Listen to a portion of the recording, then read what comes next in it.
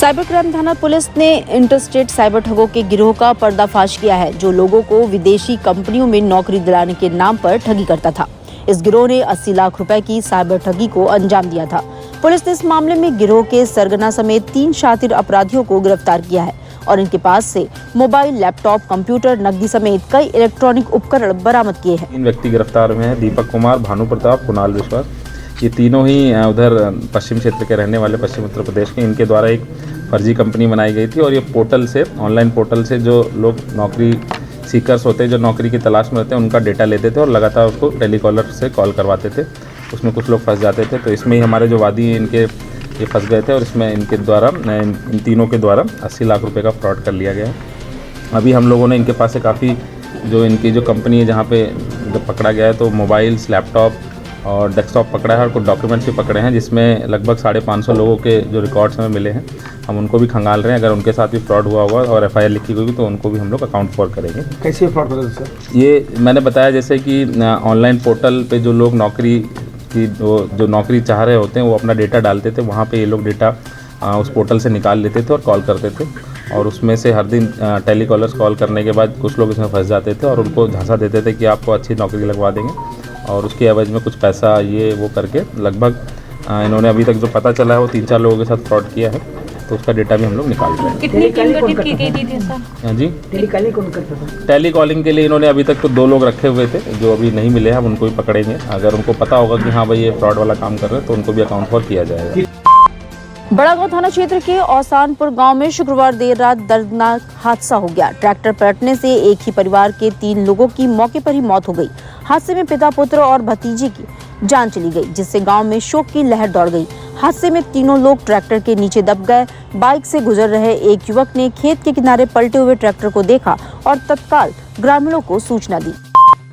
महाकुंभ के बाद काशी में श्रद्धालुओं का पलट प्रवाह तेज हो गया है। बड़ी संख्या में भक्त गंगा स्नान और बाबा विश्वनाथ के दर्शन के लिए वाराणसी पहुंच रहे हैं। इसके साथ ही आज से नागा साधुओं का काशी में आगमन शुरू हो गया है। श्रद्धालुओं की बढ़ती संख्या को देखते हुए गुदौलिया चौराहे से लेकर गंगा घाट और बाबा विश्वनाथ मंदिर तक सुरक्षा व्यवस्था को और मजबूत किया गया है। पुलिस और प्रशासन की टीमें श्रद्धालुओं की सहायता और मार्गदर्शन में जुटी हुई है। मंदिर से मीटिंग भी किया गया और इनका रूट निर्धारण किया गया है। साथ ही साथ हमारे यहाँ गदौलिया चौराहे पे कोया पोया का एक शिविर भी स्थापित किया गया है और एंट्री एग्जिट को अलग किया गया और लोगों को स्टैगर तरीके से, ताकि एक जगह पे एक साथ भीड़ ना चले जाए और इनका सही जगह जगह पे डाइवर्शन भी किया जा रहा है और गाड़ियों के बाहर दूर दूर जगह पे गाड़ियों को रोक के वहाँ के आसपास एरिया में पार्किंग करके अंदर को शहर के अंदर प्रवेश किया जाए। सर, महाशिवरात्रि आ रही, इस पे भी किस तरह की व्यवस्था रहेगी सर?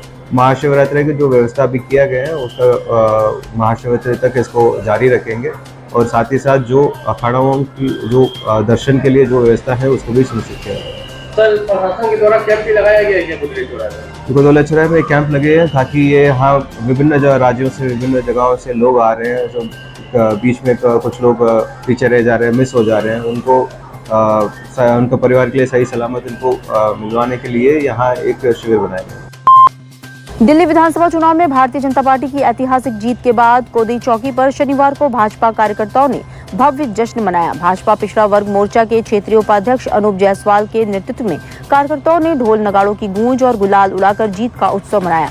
कार्यकर्ताओं ने एक दूसरे को मिठाई खिलाई और जमकर नृत्य भी किया। कार्यकर्ताओं ने प्रधानमंत्री नरेंद्र मोदी और मुख्यमंत्री योगी आदित्यनाथ के कटआउट व चित्रों के साथ भव्य विजय जुलूस निकाला। पहले भी दिल्ली की जनता ने हमें आशीर्वाद देने का काम किया, साथ के साथ लोकसभा की सीटें देकर के आज उन्होंने दिल्ली में सरकार बना के भारतीय जनता पार्टी को हमें दोहरा आशीर्वाद दिया है। इसके लिए हम उनके सदैव आभारी रहेंगे और दिल्ली की जनता की सेवा में निरंतर कार्यरत रहेंगे तथा प्रदेश में मिल्कीपुर की सीट जीतने पर योगी जी और मिल्कीपुर की जनता को हम आभार व्यक्त करते हैं, उनका वंदन अभिनंदन करते हैं। मिल्कीपुर में जो हमें आशीर्वाद मिला है वो भी अभूतपूर्व है, हम उसका भी आभार व्यक्त करते हैं जनता का। BHU संगीत और मंच कला संकाय के असिस्टेंट प्रोफेसर और 80 स्थित रीवा कोठी हॉस्टल के प्रशासनिक संरक्षक डॉक्टर सतीश कुमार को अनजान नंबर से धमकी मिली है। फोन करने वाले ने उनको मारने की धमकी दी है। असिस्टेंट प्रोफेसर ने लंका पुलिस को शिकायत पत्र देकर फोन कर परेशान करने वाले के खिलाफ कार्रवाई करने की मांग की है। प्रोफेसर ने पुलिस को बताया कि 30 अगस्त 2023 को भी फोन पर अनजान नंबर से ऐसी धमकी मिली थी। जिला पंचायत उपनिर्वाचन सेक्टर नंबर 2 से सुहेलदेव भारतीय समाज पार्टी के प्रत्याशी सुनील कुमार भारती ने शनिवार को अपना नामांकन दाखिल किया। उन्होंने मीडिया से बातचीत में बताया कि ये सीट उनकी धर्मपत्नी के निधन के कारण खाली हुई थी, जो पहले जिला पंचायत सदस्य थी। सुनील कुमार भारती ने कहा, हम जनता के बीच जाकर उनकी समस्याओं को समझेंगे और समाधान के लिए पूरी मेहनत करेंगे। कारण पुनः हमें जिला पंचायत चुनाव लड़ने का दुख के घड़ी में सौभाग्य प्राप्त हुआ। हम ज़्यादा से ज़्यादा कोशिश करेंगे, क्षेत्र में काम करें, विकास करें। आप भाजपा पार्टी से चुनाव लड़ रहे हैं, क्या कहेंगे आपके राष्ट्रीय अध्यक्ष के लिए? हमारे राष्ट्रीय अध्यक्ष हमारे पे विश्वास जताएं, हम खरा उतरने की कोशिश करेंगे और बाकी जनता जनार्दन का फैसला है, जनता जनार्दन के बीच जाएंगे। संत शिरोमणि रविदास की जयंती की तैयारियां सीर गोवर्धनपुर में जोर शोर से चल रही है। संत निरंजन दास जालंधर से 9 फरवरी को स्पेशल ट्रेन से संगत के साथ चलकर 10 फरवरी को काशी पहुंचेंगे। जयंती के दिन वो कॉरिडोर में स्थापित रविदास प्रतिमा का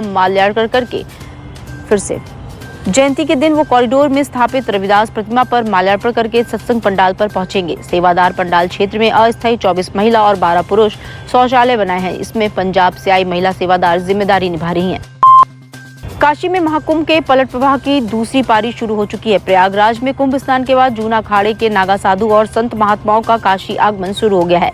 सदियों से चली आ रही परंपरा को निभाते हुए ये साधु बाबा विश्वनाथ की नगरी काशी में प्रवास करेंगे और यहाँ विभिन्न अनुष्ठान संपन्न करेंगे। इसी क्रम में सुरक्षा व्यवस्था और तैयारियों को लेकर प्रशासनिक अधिकारियों ने अफसरों संग बनारस बॉर्डर का निरीक्षण किया और व्यवस्थाएं पर की। उनकी परंपरा है, बनारस में रहते हैं और महाशिवरात्रि को काशी विश्वनाथ मंदिर में दर्शन करने के उपरांत होली तक बने रहते हैं यहाँ पर। उसके बाद अपने अपने गंतव्य जाते हैं। कल 9 तारीख को इसका बनारस में नगर प्रवेश हो रहा है। उसके लिए प्रोसेशन के फार्म में लगभग 2000 की संख्या में नागा साधु पुनः अखाड़ा के यहाँ पर आएंगे। उनके महंत जी भी आएंगे, अन्य महामंडलेश्वर हैं वो साथ में होंगे, काफी गाड़ियां होंगी। उसी के प्रोसेशन का पूरा इंतजाम आज सभी प्रशासनिक अधिकारी यहाँ पर देख रहे हैं। उसके लिए रूट निर्धारित किया जा रहा है और हम लोग ये सुनिश्चित करेंगे कि रूट पर किसी भी तरह का व्यवधान को ना मिले। साथ ही जो आम पब्लिक है उसको भी किसी तरह का दिक्कत ना हो, इसलिए रूट डाइवर्जन की प्लानिंग की जा रही है और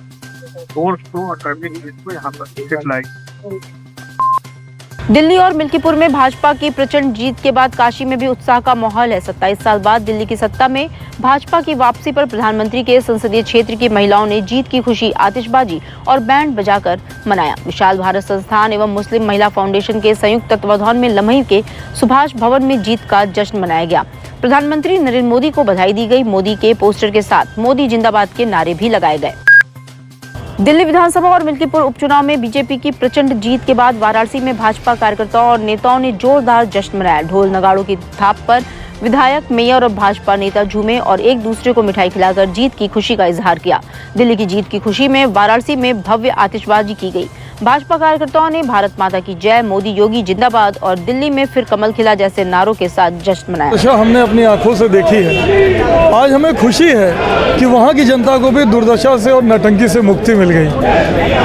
आप अगर पूछेंगे कि इस चुनाव में जीत का कारण क्या है, एक शब्द मैं बताता हूँ कि इस चुनाव में जीत का कारण है मोदी की गारंटी। मोदी जी की गारंटी एक ऐसी गारंटी है जिस पे हर व्यक्ति को आंख मूंद कर भरोसा है। मोदी जी जो कहते हैं वो करते हैं। तो जो वादे भाजपा ने किए, जो आश्वासन भाजपा ने दिए, जो वादे मोदी जी ने किए, उस पे जनता ने भरोसा किया। और केजरीवाल जो कहते हैं वही नहीं करते हैं, इसलिए जनता ने उन्हें नकार दिया। अब डबल इंजन की भाजपा की सरकार जैसे उत्तर प्रदेश में, जैसे बिहार में, जैसे मध्य प्रदेश में, गुजरात में, महाराष्ट्र में, हरियाणा में विकास कर रही है, वैसे ही दिल्ली में विकास की बहार बहेगी। आज की डेट में दिल्ली वालों को ना तो हवा शुद्ध मिल रहा है, ना तो पानी शुद्ध मिल रहा है। दिल्ली वालों के पास सड़कें टूटी फूटी हैं, वहाँ बहुत बुरी स्थिति में वहाँ की मूलभूत सुविधाएं हैं। अब सब सुधरेगा। दिल्ली देश का हृदय है। 10 वर्षों तक केजरीवाल की सरकार ने दिल्ली की जनता को बुरी तरह से छला था। अब दिल्ली की जनता भी विकास की गंगा दिल्ली की गली गली में बहेगी।